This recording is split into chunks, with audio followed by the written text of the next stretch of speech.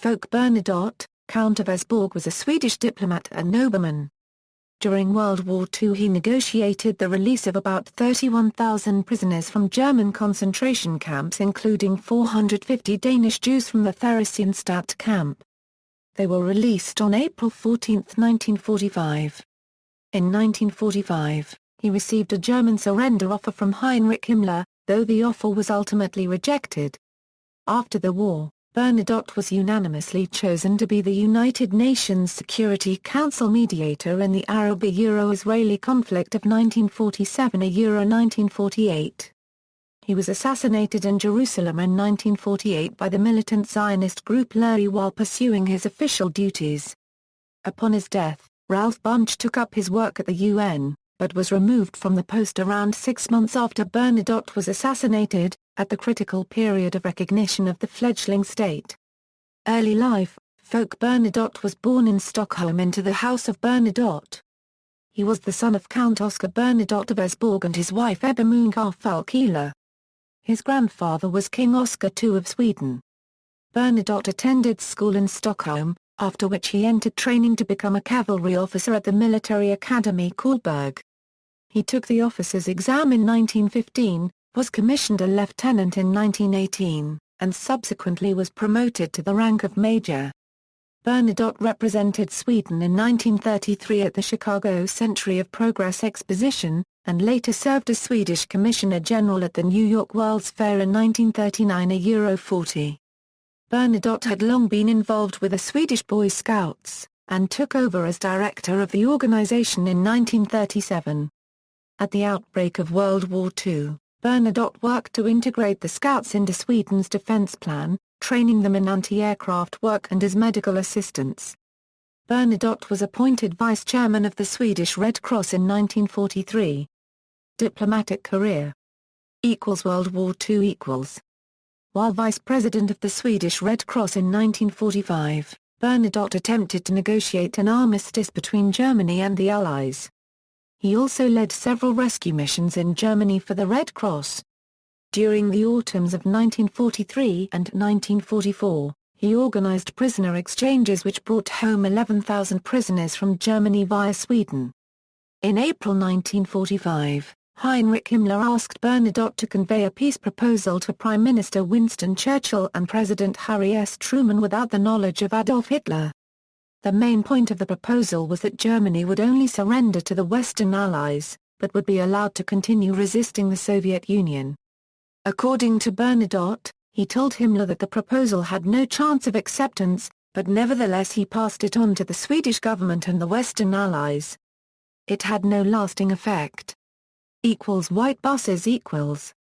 Upon the initiative of the Norwegian diplomat Niels Christian Ditleff in the final months of the war, Bernadotte acted as the negotiator for a rescue operation transporting interned Norwegians, Danes and other Western European inmates from German concentration camps to hospitals in Sweden.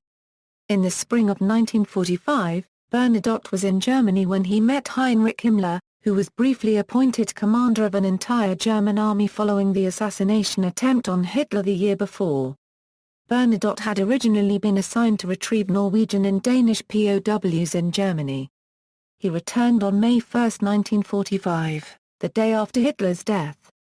Following an interview, the Swedish newspaper Svenska Dagbladet wrote that Bernadotte succeeded in rescuing 15,000 people from German concentration camps, including about 8,000 Danes and Norwegians and 7,000 women of French, Polish, Czech, British, American, Argentinian, and Chinese nationalities. The missions took around 2 months, and exposed the Swedish Red Cross staff to significant danger, both due to political difficulties and by taking them through areas under Allied bombing. The mission became known for its buses, painted entirely white except for the Red Cross emblem on the side, so that they would not be mistaken for military targets. In total it included 308 personnel, 36 hospital buses, 19 trucks, 7 passenger cars, 7 motorcycles, a tow truck, a field kitchen, and full supplies for the entire trip, including food and gasoline, none of which was permitted to be obtained in Germany. A count of 21,000 people rescued included 8,000 Danes and Norwegians, 5,911 Poles, 2,629 French, 1,615 Jews, and 1,124 Germans. After Germany's surrender, the White Bus's mission continued in May and June, and about 10,000 additional liberated prisoners were thus evacuated. Bernadotte recounted the White Bus's mission in his book The End.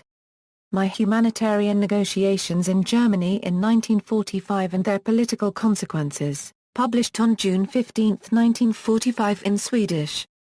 In the book, Bernadotte recounts his negotiations with Himmler and others, and his experience at the Ravensbrück one-quarter CK concentration camp. Felix Kersten and the White Bus's controversy. Following the war, some controversies arose regarding Bernadotte's leadership of the White Bus's expedition, some personal and some as to the mission itself. One aspect involved a long-standing feud between Bernadotte and Himmler's personal masseur, Felix Kersten, who had played some role in facilitating Bernadotte's access to Himmler, but whom Bernadotte resisted crediting after the war. The resulting feud between Bernadotte and Kersten came to public attention through British historian Hugh Trevor Roper. In 1953, Trevor Roper published an article based on an interview and documents originating with Kersten. The article stated that Bernadotte's role in the rescue operations was that of transport officer, no more. Kersten was quoted as saying, according to Himmler, Bernadotte was opposed to the rescue of Jews and understood the necessity of our fight against world Jewry. Shortly following the publication of his article, Trevor Roper began to retreat from these charges. At the time of his article, Kersten had just been nominated by the Dutch government for the Nobel Peace Prize for thwarting a Nazi plan to deport the entire Dutch population, based primarily on Kersten's own claims to this effect. A later Dutch investigation concluded that no such plan had existed, however, and that Kersten's documents were partly fabricated. Following these revelations and others, Trevor Roper told journalist Barbara Amiel in 1995 that he was no longer certain about the allegations, and that Bernadotte may merely have been following his orders to rescue Danish and Norwegian prisoners. A number of other historians have also questioned Kersten's account, concluding that the accusations were based on a forgery or a distortion devised by Kersten.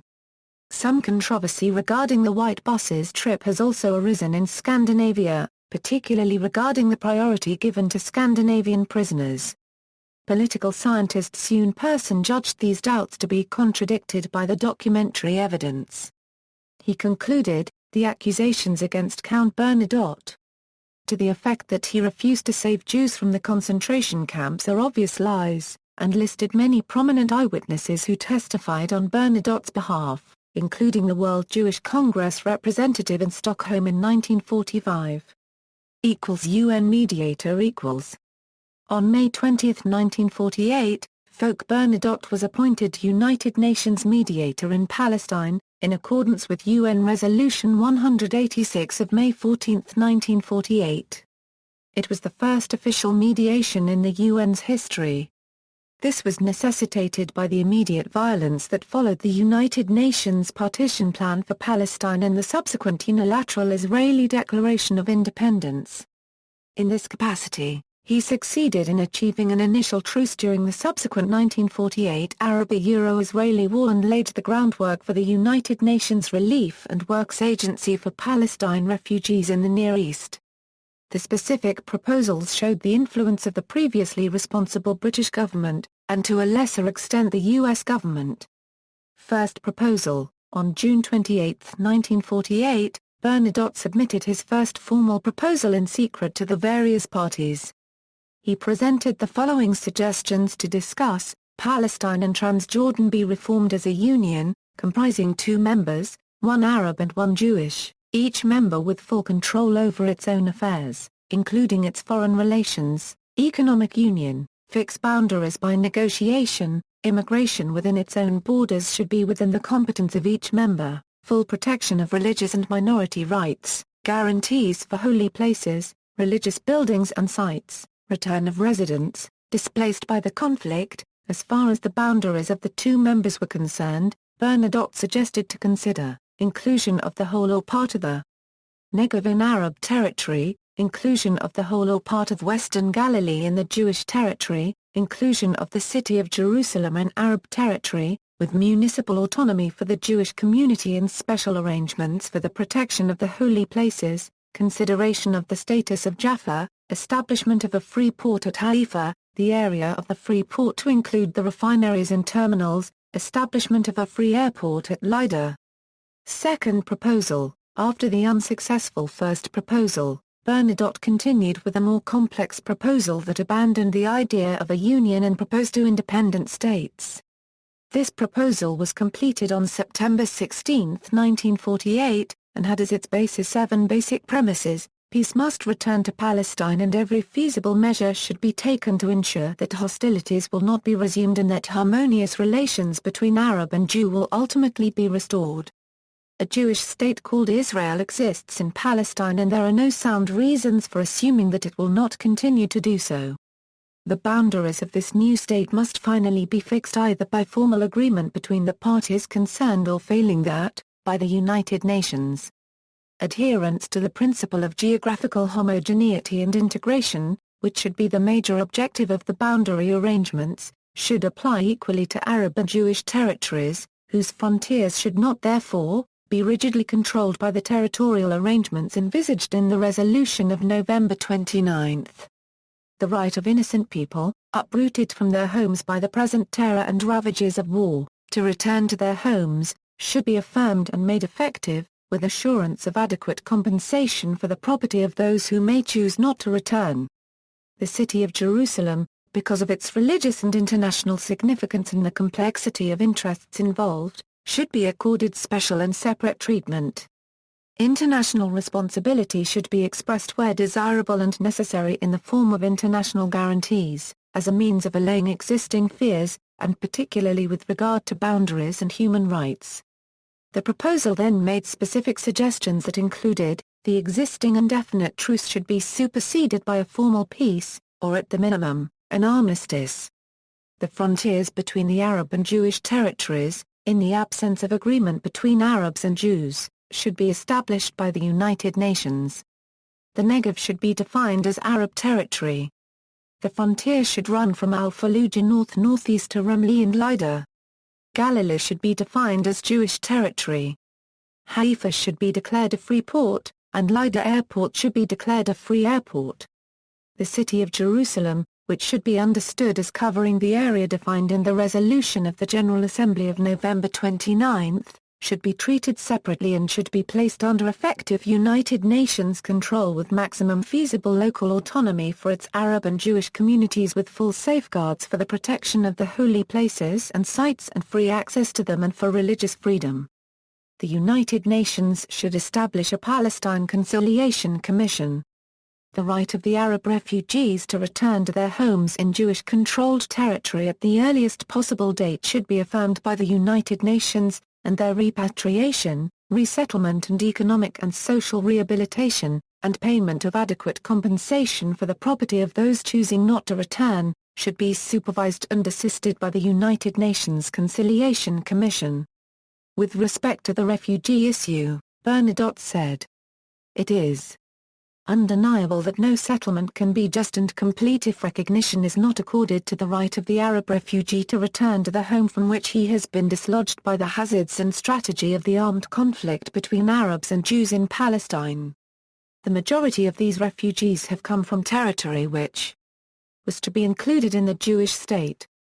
The exodus of Palestinian Arabs resulted from panic created by fighting in their communities, by rumors concerning real or alleged acts of terrorism, or expulsion.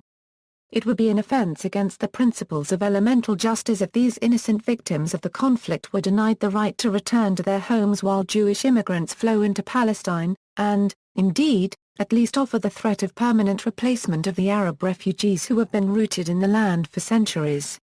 Bernadotte's second proposal was prepared in consultation with British and American emissaries. The degree to which they influenced the proposal is poorly known, since the meetings were kept strictly secret and all documents were destroyed, but Bernadotte apparently found that the US-UK proposals were very much in accord with his own views, and the two emissaries expressed the same opinion. The secret was publicly exposed in October, only 9 days before the U.S. presidential elections, causing U.S. President Harry S. Truman great embarrassment.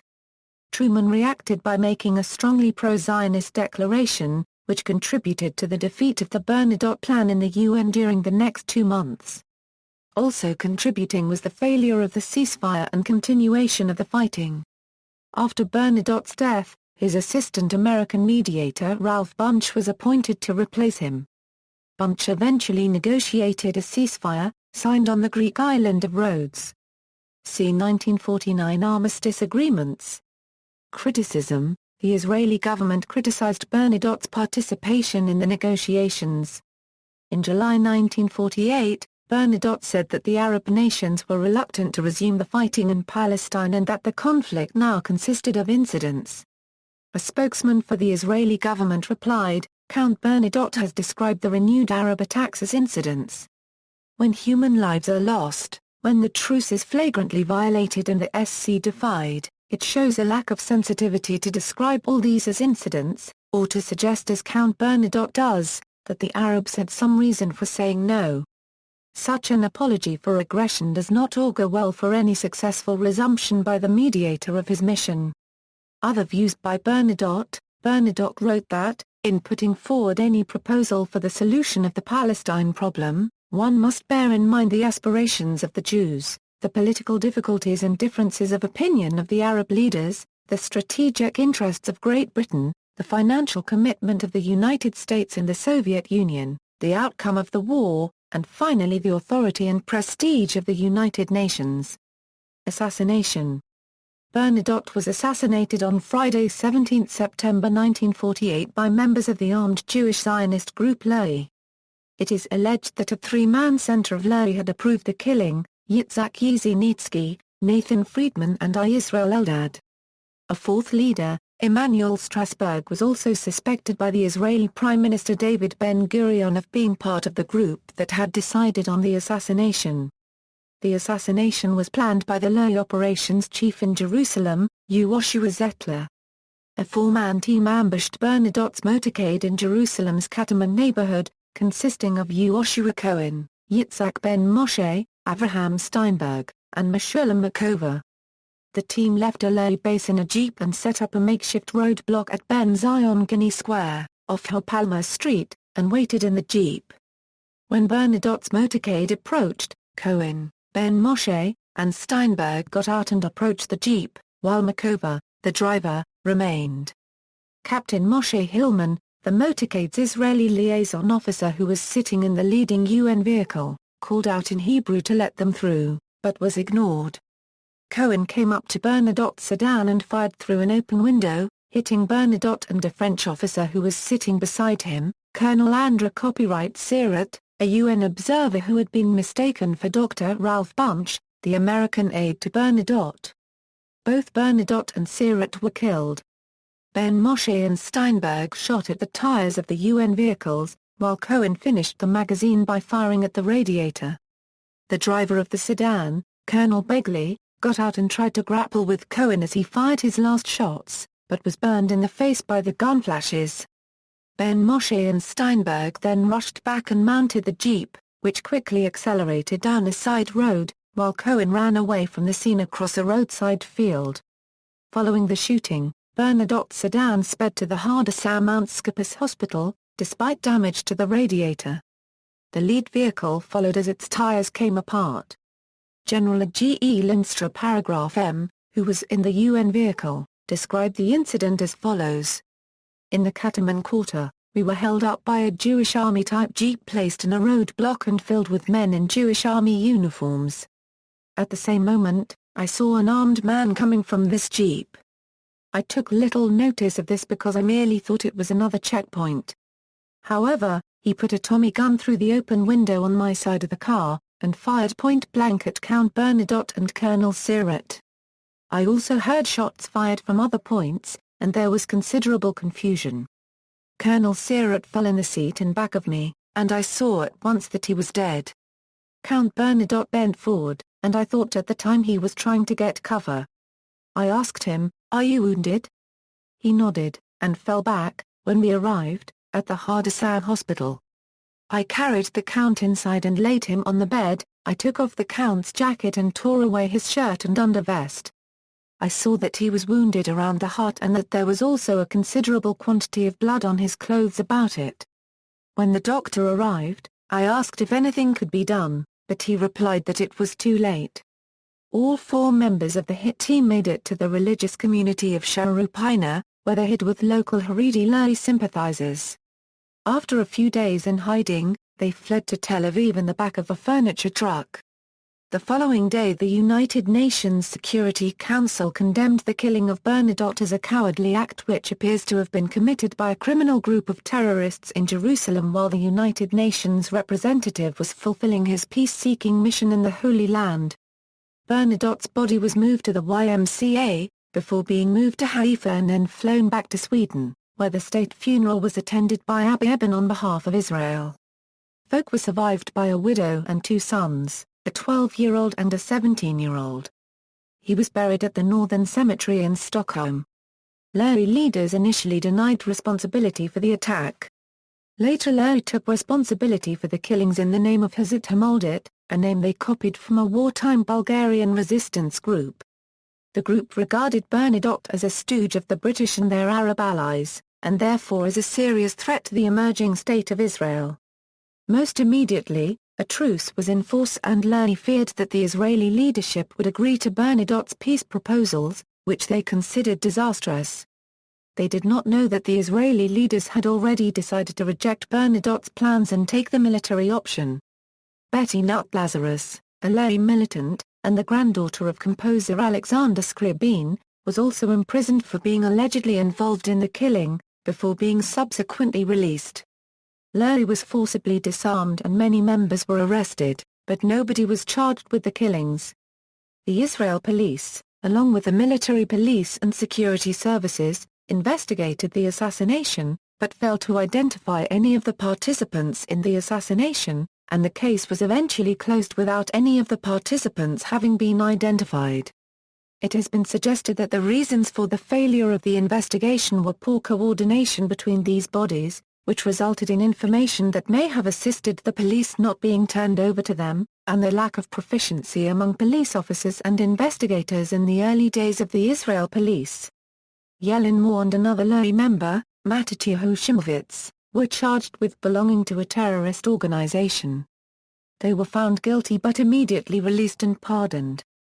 Yellen Moore had meanwhile been elected to the first Knesset. Years later, Cohen's role was uncovered by David Ben-Gurion's biographer Michael Bar-Zohar, while Cohen was working as Ben-Gurion's personal bodyguard. The first public admission of Lehi's role in the killing was made on the anniversary of the assassination in 1977. The statute of limitations for the murder had expired in 1971. The Swedish government believed that Bernadotte had been assassinated by Israeli government agents. They publicly attacked the inadequacy of the Israeli investigation, and campaigned unsuccessfully to delay Israel's admission to the United Nations. In 1950, Sweden recognized Israel, but relations remained frosty despite Israeli attempts to mollify Sweden, such as through the planting of a Bernadotte forest by the Jewish National Fund in Israel. At a ceremony in Tel Aviv in May 1995, attended by the Swedish Deputy Prime Minister, Israeli Foreign Minister and Labour Party member Shimon Peres issued a condemnation of terror, thanks for the rescue of the Jews and regret that Bernadotte was murdered in a terrorist way, adding that we hope the ceremony will help in healing the wound. Ralph Bunche, Bernadotte's American deputy, succeeded him as UN mediator. Bunche was successful in bringing about the signing of the 1949 armistice agreements, for which he received the Nobel Peace Prize. In 1998, Bernadotte was posthumously awarded one of the first 3 Dag Hamaskja Paragraph LD medals, given to UN peacekeepers who were killed in their line of duty. The University Library at Gustavus Adolphus College in St. Peter, Minnesota, USA is named after him. Wife and children. In 1928 in Pleasantville, New York, Folke Bernadotte married Estelle Romaine Manville, whose family had founded part of the Johns Manville Corporation. They had 4 sons, 2 of whom died in childhood. Gustave Edouard Bernadotte of Wisborg, Count Folke Bernadotte of Wisborg, married Christine Glans. Frederick Oscar Bernadotte of Wisborg, Count Bertil Oscar Bernadotte of Wisborg married Rose Marie Heering and Jill Georgina Rhodes Maddox. 7 grandchildren were all born after Folke Bernadotte's death. His widow Estelle Bernadotte remarried in 1973.